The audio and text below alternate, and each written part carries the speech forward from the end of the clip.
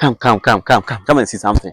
So this is my underground water tank, and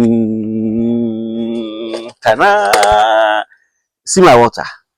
This tank is almost full. It is up to this level, and this is the highest level I filled the tank since I was warned that should I continue to fill this tank like that, it can get cracked. So I will lock the tap right now at this level. And for your information, I have been filling this tank from this level, that level, and today I've gotten to this level. I do it gradually and small in such a way that in my own technical advice, I'll get the various angles and the various concrete works strengthened so that eventually I can fill it up to this level without any problems. But however, here still leaks.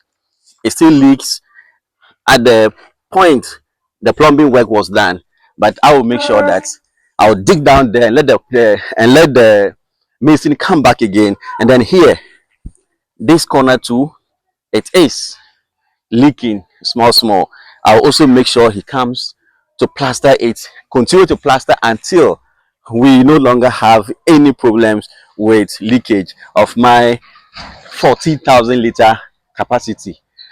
I'm so happy that at least this tank is serving its purpose to provide water readily available for my 1,000 chicks. This is the way I welcome you to my Ghanaian Dream Challenge. Don't you just like my farm? It is 9, it's about 7 p.m. and see how the light is brightening in my chicken farm.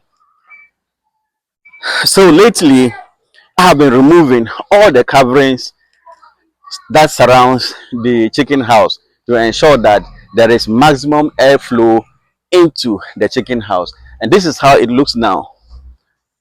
So beside the down part, which is this side, every other part of the chicken house is removed. The covers have been removed. Both, this is the frontage part and this is the back part, and all of that has been removed. So as I talk, I'll continue to move so that you see what I am referring to. Up to the length over there has been removed. At the corner there, because of the road passers by watching into, especially in the night like this, I covered it a little so that people cannot see from the roadside. But then we're also preparing for the rains. So I got this. These are about 10 pieces of tarpaulin that I will use to cover from the top to down throughout the chicken house, so that when it rains, when it is going to rain, I'll remove it to cover so that when it rains, water wouldn't get into it. Remember, I have always said that I don't want water to get into the chicken house to wet the floor and to mix up with the chicken feed and the chicken litter to make the place smelly. You can hear the noise of children of my neighbors for them to begin to complain that my chicks are giving them lots of smell. I'll try my best to ensure that I'll do my best so that the smell wouldn't come in any form at all, to the best of my ability. So this is the eastern end, and you can see how it is. This is how it is. This is the eastern end. You see the chicks? So at the back side here, that is the part I indicate that I've covered so that people outside wouldn't be able to see exactly what is happening in there. But the view from my compound and from the back side, you can see a lot, but not entirely everything.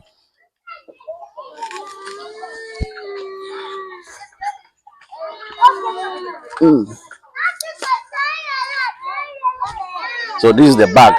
This is the back side of my chicken house. So you can see everything is removed except the down parts here. So, and this is actually the tarpaulin that will be used to cover the top when it is about to rain, to be removed and put up there. So that is how the backside now look like. The children in my community my neighbors are calling and calling, but I wouldn't mind them. So that is how the backside too is.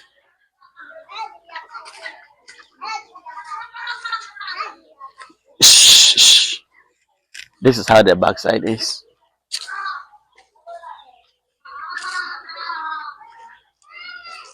I planted some fruit trees, which I'll surprise you with them one day in one of my videos. So this is how it is. Oh, this is how it is. So now this is the western part. So this is the back, and the frontage part is where my house is. The frontage part is where I live with my family. You can see my chicks. Looking at them from this part, they look plenty. Had I not known the numbers already, I would have thought that they were more than 1,000, but they are just 1,024 actually.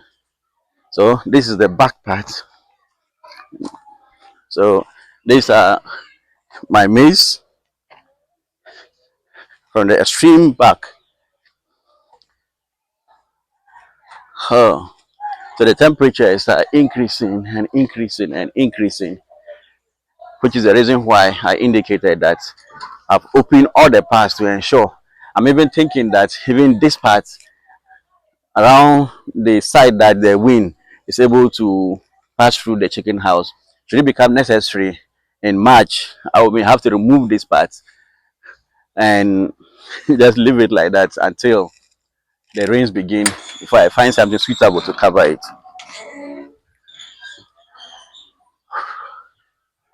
So I've entered into the storeroom and you can see the temperature. It has now dropped to 34.1 degrees. So it was earlier in the day around 39 degrees. Even with the opening like this, it was also 39 degrees. I don't know in March how the temperatures will rise, but for now, I think the only things I've not removed for now are these, the down part, to prevent people from disrupting my chicks. But I've removed almost every part possible to ensure air to my chicken house. Oh, thank you so much for following me through in this, let me say, exhibition video. I'll keep you updated. Subscribe to my channel if you haven't done so. And today, officially, the chicks have become 6 weeks old. All too soon. 6 weeks old. Bye bye.